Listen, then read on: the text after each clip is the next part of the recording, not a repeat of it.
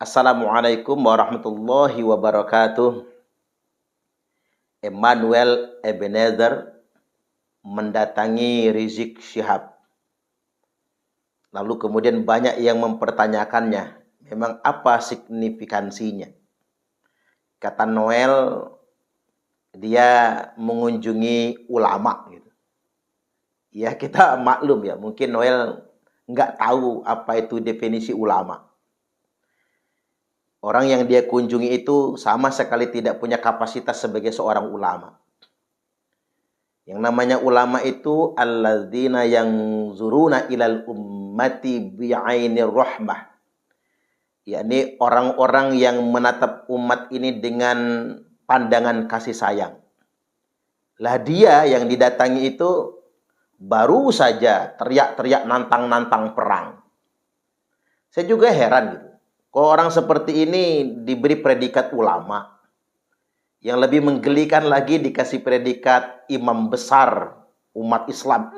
Apa itu? Lantas kemudian nantang-nantang, ngajak perang. Enggak, memang negara ini enggak ada hukum gitu maksudnya. Memang negara ini enggak ada Polri gitu, enggak ada TNI. Atau gimana gitu. Atau dia nantang perang itu buat gagah-gagahan. Emang dia pikir yang ditantang perang itu jadi takut lari terbirit-birit gitu? Justru yang dia sedang tantang perang itu malah mikir gitu. Seandainya bisa berbuat semaunya. Nah, tapi kan negara ini negara hukum sebetulnya. Betapa yang dia tantang itu coba jaga lisannya agar tidak serupa gitu. Karena sadar betul negara ini punya pemerintah, punya presiden, punya menteri, punya TNI, punya Polri. Tak seorang pun yang bisa berbuat semau-maunya. Nah yang kayak gini nggak bisa disebut dengan ulama. Nantang-nantang, ngajak perang, kayak dia jago sendiri. Mending ketika perang, dia di depan. Dia menyumput. Orang-orang lain yang kemudian dikorbankan pada akhirnya. Nah kami sangat menyayangkan dan menyesalkan Emmanuel Ebenezer atas kunjungan tersebut. Karena dia merupakan wakil menteri ketenagakerjaan, ya kami menganggap ini representatif sebagai pemerintah. Mungkin pemerintah punya kepentingan untuk merangkul Rizik Syihab. Setelah sebelumnya menjanjikan habis lebaran ini akan terjadi perang dan lain sebagainya. Lantas kemudian pemerintah dalam tanda kutip menganggap orang ini perlu dirangkul. Saya pikir tidak sesederhana itu cara berpikir dan cara bertindaknya. Karena mengapa bangsa ini bukan punya satu kelompok saja. Bukan cuma satu golongan saja.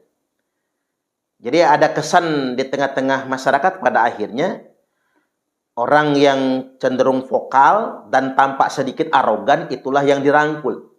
Tapi yang bijak-bijak, yang kalem-kalem dibiarkan begitu saja.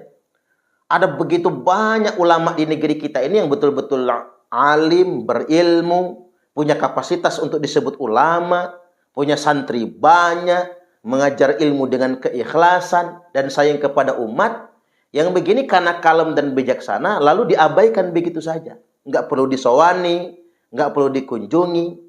Coba ada begitu banyak ulama-ulama di kalangan NU, di kalangan Muhammadiyah.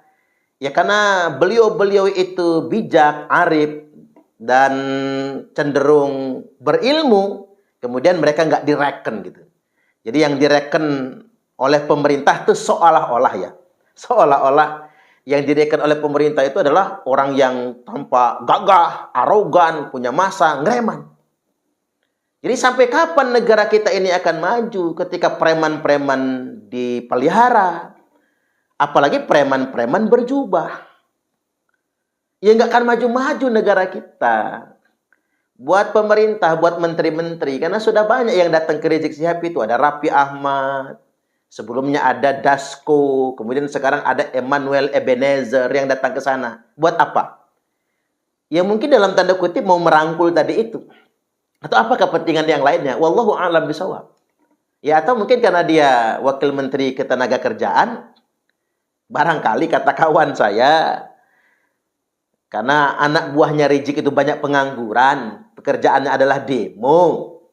Biar habis lebaran ini nggak ikut-ikut demo bareng mahasiswa, biar nggak ikut-ikut demo PIK 2. Ini kata kawan saya, agar nggak ikut-ikutan demo bareng mahasiswa, agar nggak ikut-ikutan ngedemo PIK 2 dan lain sebagainya. Ya udahlah, jinakkan dulu. Makanya yang datang adalah Wakil Menteri Ketenagakerjaan. Mungkin begitu. Barangkali sedemikian rupa. Nah, hal-hal semacam ini kami sebagai masyarakat yang juga harus didengar oleh pemerintah, nggak sesederhana itu persoalannya. Kita lihat bagaimana track record-nya Rizik Syihab.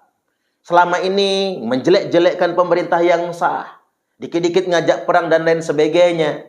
Akhirnya ketika orang-orang semacam ini dirangkul, kemudian didekati, dipuji-puji, akhirnya anggapan masyarakat kita ini nggak bisa kalem. Kalau kalem, kita tidak akan pernah direken oleh pemerintah. Itulah mengapa di negeri kita ini preman merajalela. Karena rakyat ini tidak akan direken, tidak akan diperhitungkan oleh pemerintah ketika tidak sedikit bereaksi, sedikit gagah.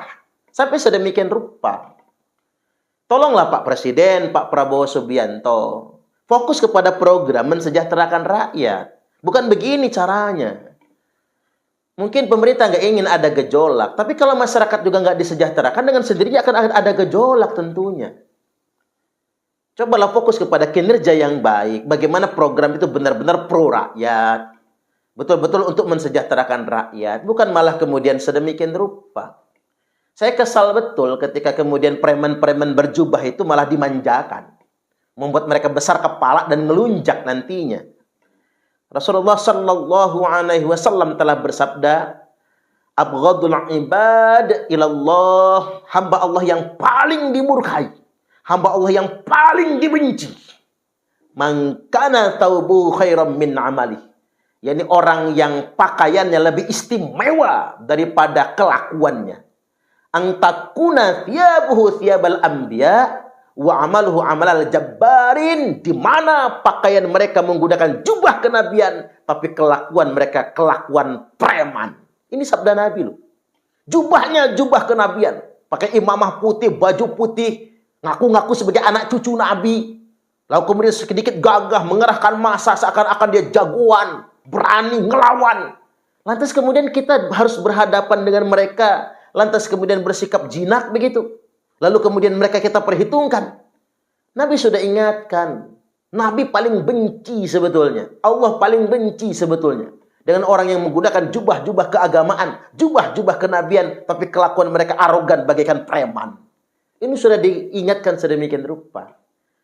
Kapan bangsa ini kemudian ingin menjadi bangsa yang besar? Jangan mentang-mentang kemudian kita terlalu lama dijajah oleh Belanda, lantas kemudian kita jadi bermentar inlander. Mentar inlander itu kan menjadi ciut kalau dihadapkan dengan orang gagah. Jadi ciut dihadapkan dengan orang kaya. Jadi ciut ketika dihadapkan dengan orang yang berkuasa. Mau sampai kapan kita menjadi bangsa merdeka? Menjadi bangsa yang maju tentunya. Buat Pak Presiden dan menteri-menterinya, ada 200 juta lebih rakyat Indonesia yang harus Anda rangkul, yang harus Anda sayangi.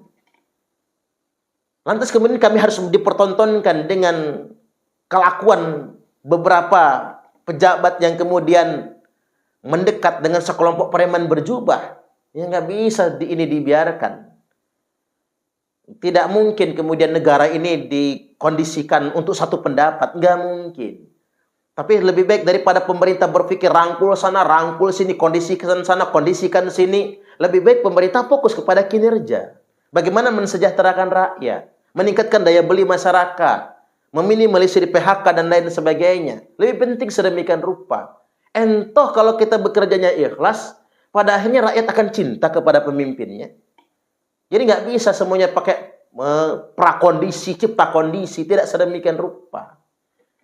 Sekaligus juga ini ingin saya sampaikan kepada bangsa Indonesia, ya hati-hati dengan kelompok-kelompok yang suka mengeksploitasi ajaran agama, memanipulasi ajaran agama. Mereka seakan-akan bela umat, tapi pada kenyataannya mereka hanya membela perut mereka saja. Membela kelompok mereka saja. Mereka tidak benar-benar membela kepentingan rakyat. Ya buktinya, sudah kita lihat kan. Begitu dikondisikan, udah mulai kalem sedemikian rupa. Ujung-ujungnya buat ngancam-ngancamin sesama bangsa Indonesia. Sekali lagi, ini warning kepada para menteri. Kami sangat menyesalkan ketika pejabat negara mendatangi kedatangan Rizik Syihab. Dan kami menyarankan kepada Anda semua, belajarlah definisi ulama. Ada begitu banyak kiai-kiai pesantren yang memang mereka nggak gagah-gagahan, mereka kalem.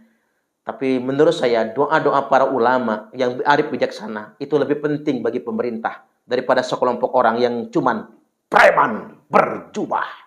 Allahul muwaffiq ila aqwamit thariq. Assalamualaikum warahmatullahi wabarakatuh.